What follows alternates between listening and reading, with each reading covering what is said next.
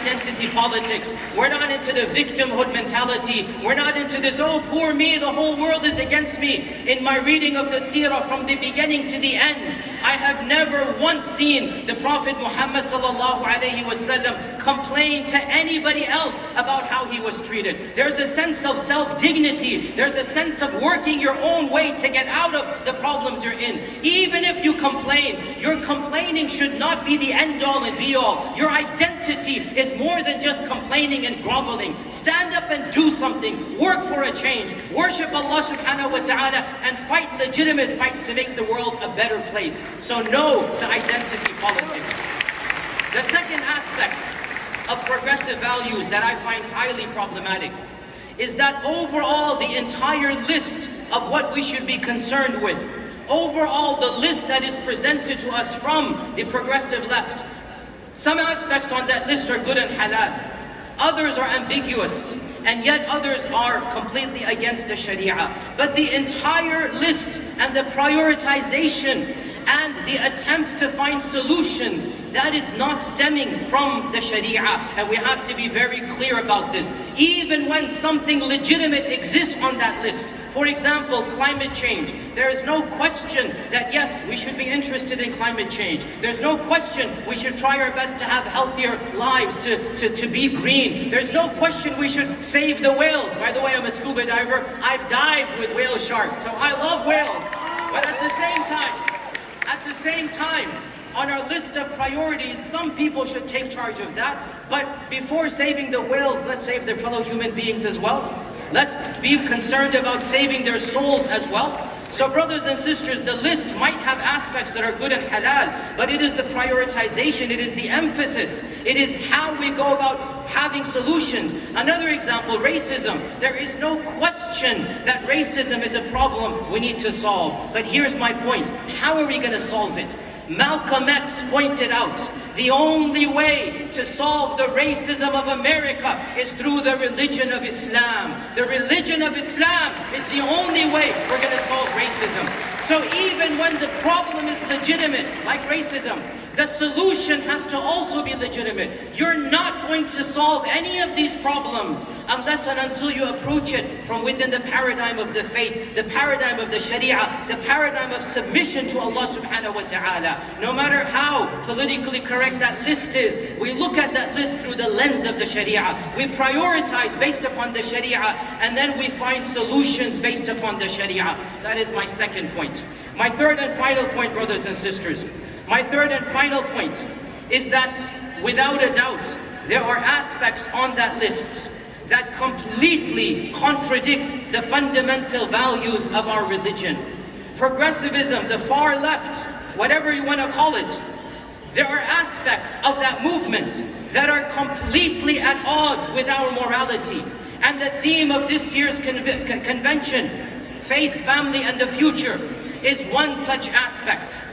There is no question that the progressive left wants sexuality to be something fluid, something open, something to be not ashamed of. And in our religion, and from the Quran and Sunnah, and from history, and from biology, we learn and we state unequivocally that all of us were created from one man and one woman, and all of us were created in men and women. And the default is that a man marries a woman to start a family. The default, the reality, biological, historical, and faith-based, is that there is no family except by a husband and wife, mother and father. There is no marriage except between a man and a woman. It doesn't matter who says whatever to the contrary. We will abide by our faith. In fact, intimacy itself, which is a blessing for the husband and wife, our Sharia says this intimacy should be celebrated within marriage. It should be celebrated within marriage. But even intimacy within marriage, we should have haya, we should have modesty. Even the husband and wife don't talk about their privacy to other people. If this is the case with the husband and wife, then what do you think premarital, extramarital, same-sex? What do you think of the pornography industry, which is one of the most profitable industries in this country? It is nothing but filth. It is nothing but destructive to humanity. This is not freedom of women. This is subjugation of women. And we say this unequivocally. objectification of women, the sexualization of women. Our Prophet ﷺ said, every religion has one defining characteristic. And our religion, its defining characteristic is modesty. That is our defining characteristic. O Muslims, do not give up our defining characteristic. Be firm to the principle of modesty. Make sure that you exude the family values of our Sharia. Because I say bluntly, looking at the reality of the world around us, looking at how everybody is capitulating, looking at how every other major civilization and major faith tradition has capitulated to what is going on around us, I say we as Muslims are the last bastions of morality on earth. We cannot give up Islamic morality. Now, I have to also point out here, when we speak about morality and family values, our critics come and say, oh, you are preaching hatred. You know, when the Prophet ﷺ came to preach Islam, one of the things they said to him, you are preaching the breaking up of the family. You're breaking the family ties. Muslims, don't fall prey to this tactic. It's easy to accuse somebody of something. Where is their hatred?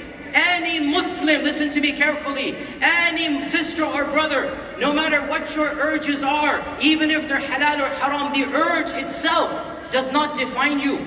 If you come to me and you tell me, I have this urge, that urge, I'm battling that urge, I want to be a better person, you are my brother in faith, my sister in faith. I love you for the sake of Allah. There is no hatred.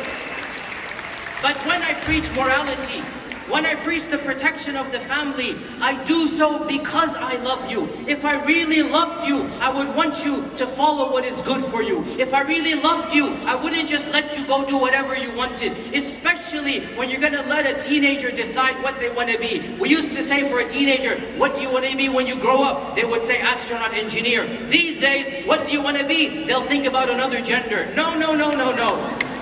We are not going to allow you to inject hormones into 13-year-old kids. We're not going to allow you to take our children and change their biology. This is unnatural. It is unnatural and it is disruptive to families. Muslims, don't be deceived by this tactic. We are preaching love for the family. We are preaching protection for the family. Love for the mothers and fathers. Love for our children to be raised in healthy households. And most importantly, love for Allah subhanahu wa ta'ala. As I conclude, Muslims, as I conclude, my message to myself and all of you, protect your families at all costs. Protect your families at all costs. Men, be positive role models for your children. Be positive fathers for your children. Women, be loving mothers for your children. Men and women, demonstrate positive masculinity and femininity, because indeed there is something called positive masculinity and there is something called positive femininity. Sisters and brothers, make sure that you do your job to be fully worshippers of Allah, fully embody the prophetic model. Demonstrate in your household what it means to be a mother and a father, a husband and a wife, so that your children can see with their eyes what the reality of a Muslim household is. This is the number one mechanism to protect the family, and that is to live the family in your own lives. Brothers and sisters, as I conclude, it is always my sunnah here at ICNA to conclude with a loud, unified takbir. I always do this for the last 7-8 years.